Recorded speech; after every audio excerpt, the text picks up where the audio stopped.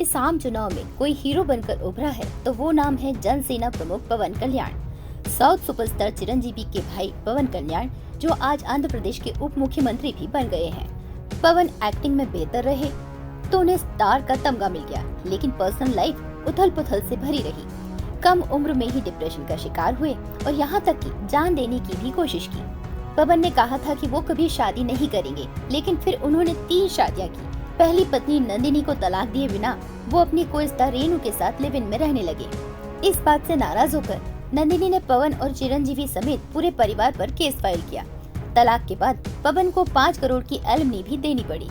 दूसरी पत्नी ने भाई की आर्थिक मदद करने पर तलाक दे दिया। आज हर कोई उन्हें पवन कल्याण के नाम से जानता है, लेकिन उनका असली नाम कोनिडेला कल्याण बाबू है।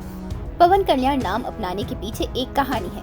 वो शुरुआत से ही स्पोर्ट्स में अच्छे रहे, कराटे में ब्लैक बेल्ट भी है। एक दिन मार्शल आर्ट का प्रेजेंटेशन था, इसी दौरान उन्होंने अपने नाम में पवन जोड़ लिया। ये नाम उन्हें बहुत पसंद आया। बाद में वो फिल्मों के क्रेडिट के लिए भी पवन कल्याण नाम का इस्तेमाल करने लगे। इस तरह कल्याण बाबू पवन कल्याण बन गए।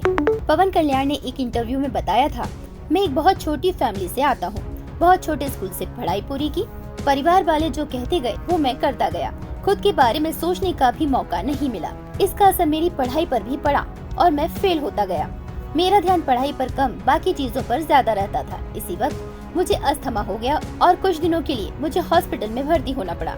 लोगों से मिलना जुलना भी कम हो गया। खैर, वैसे खुद ही बहुत सोशल पर्सन नहीं हूँ, पर कुछ समय के बाद ये चीजें मुझे परेशान करने लगी और मैं डिप्रेशन में चला गया।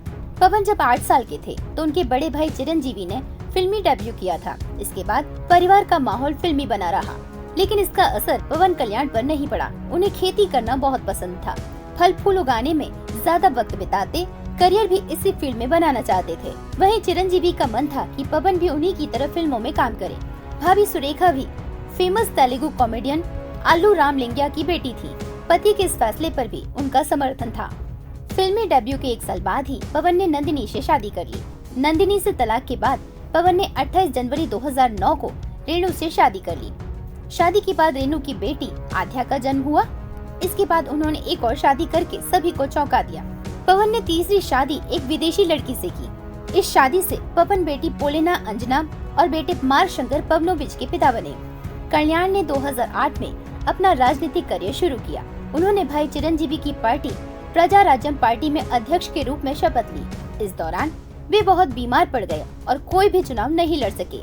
19 अप्रैल 2009 में एक रोड शो के दौरान उन्हें खून की उल्टियां होने लगी।